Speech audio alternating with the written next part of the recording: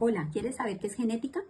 Primero que todo te quiero informar que fue un monje austriaco, Gregor Mendel, quien descubrió las leyes básicas de la herencia haciendo experimentos con sus guisantes, pero solamente hasta 1905 William Bateson acuñó el término genética. La genética es una rama de la biología que estudia cómo los caracteres hereditarios se transmiten de generación en generación.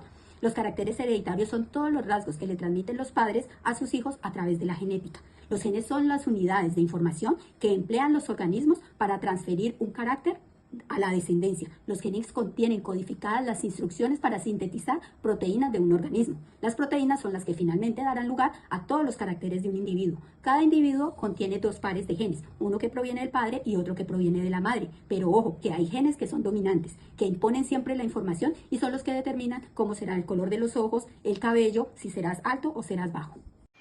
Ahora vamos a hablar sobre los conceptos y los conocimientos conceptuales de la genética. Para empezar, vamos a hablar del gen.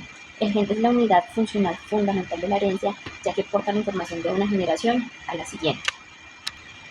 Seguido está el genotipo y el fenotipo. El genotipo es el conjunto de genes que hereda un organismo de sus padres, es decir, es el responsable de un rasgo en particular.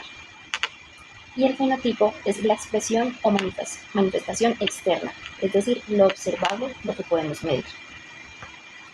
Luego está la mutación, que es una modificación en el material genético de un organismo. Y encontramos el ADN y el ARN. El ADN es una macromolécula formada por muchos átomos que contienen la información genética de un organismo. El ARN participa en la síntesis de las proteínas, transporta la información del ADN al ribosoma. Continuamos con otros conceptos como lo de la meiosis. Esta es una división molecular donde produce células nuevas que tienen la misma información para la genética. Tenemos la meiosis. Esta es una división también celular que produce nuevas células promotoras. La herencia son grandes patrones con rasgos de padres a los hijos. Tenemos el genoma. El genoma lo conocemos como un conjunto de instrucciones de la genética a nivel del organismo, donde el gen hace parte del genoma que conlleva y desarrolla diferentes proteínas, lo cual es importante para los niños y las demás personas. Tenemos la diversidad genética. Esta se identifica por la diversidad de los genes que existen en un individuo o población, lo cual es fundamental para el desarrollo de diferentes especies. Hablaremos sobre la neurodiversidad y la ética. La neurodiversidad es un concepto que reconoce y respeta las diferencias neurológicas. Estas diferencias pueden incluir la dispraxia, la dislexia, trastorno de hiperactividad, el autismo y entre otras. Desde la ética, la neurodiversidad define las enfermedades neurológicas como trastornos que requieren una cura. Hablaremos también de la inteligencia emocional, esto que tiene que ver con la neurodiversidad y la relación con la ética. La inteligencia emocional es la capacidad de comprender, utilizar y gestionar las propias emociones. Esto nos ayuda de una manera positiva a superar el estrés, a tener comunicación efectiva, asertiva, a empatizar y a superar desafíos. Las personas con neurodiversidad experimentan las emociones de una manera diferente. Esto no quiere decir pues que no tengan inteligencia emocional, sino que la expresan de una manera diferente a los demás.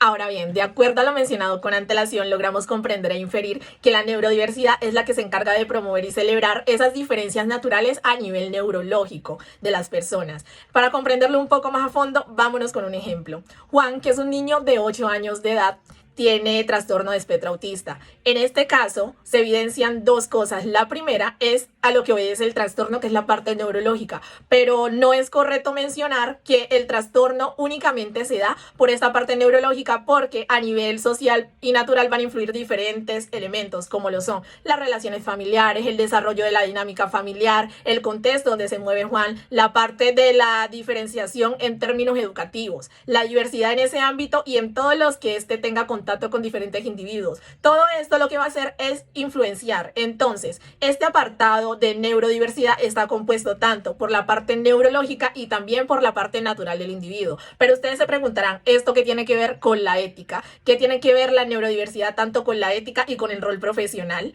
Desde nuestro código deontológico como psicólogos y psicólogas, es importante tener en cuenta lo siguiente: es incorrecto mencionar, decir o promover diferentes conductas las cuales aluden a que estos diferentes tipos de trastornos únicamente obedecen a un gen del autismo, cuando no es así. ¿Por qué? Porque ya de acuerdo a lo que les he estado mencionando, logramos comprender que existen dos elementos importantes, que son la parte natural, donde el individuo conecta, interactúa y desarrolla esas diferentes relaciones en los diversos sistemas a nivel social, y también la parte neurológica. Entonces eso va a depender que haya, digamos, un efecto tanto positivo o un efecto negativo. Es aquí entonces donde debemos contribuir a desdibujar esos diferentes tabúes o desconocimiento que tienen las personas, promoviendo una sociedad mucho más equitativa y respetuosa hacia la diversidad tanto de conocimiento y diversidad de aprendizaje. Finalmente, vamos a cerrar este apartado con las siguientes recomendaciones. Usted que nos está escuchando se preguntará: ¿cómo hacemos en el día a día para dignificar al otro, para comprender y respetar a estas personas neurodiversas?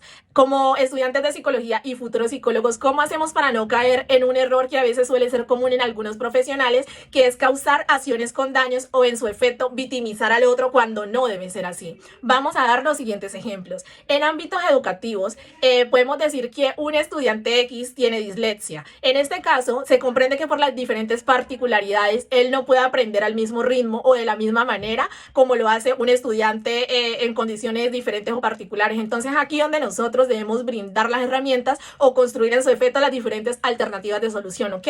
De manera particular o normal, se te dificulta tal vez un poco comprender algunos temas, entonces vámonos con audiolibros. Puede que escuchando en ese ejercicio del aprender haciendo puedas tener una mayor comprensión de los diferentes temas, y a su vez también es una estrategia que te permite ir a la par tal vez de tus compañeros o aprovechar esas potencialidades que tienes.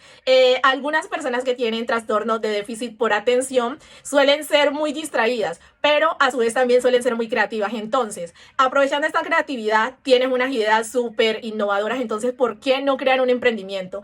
Lo que nosotros buscamos especificar o concluir en este apartado es: listo, las personas neurodiversas son personas. Entonces hay que brindarles esos apartados de posibilidad, esas ventanas de posibilidad, donde ellos tengan la oportunidad de crear y desarrollar su máximo potencial y habilidades, siempre con respeto y brindando el mayor rango de oportunidad que sea posible dentro del contexto. Muchas gracias.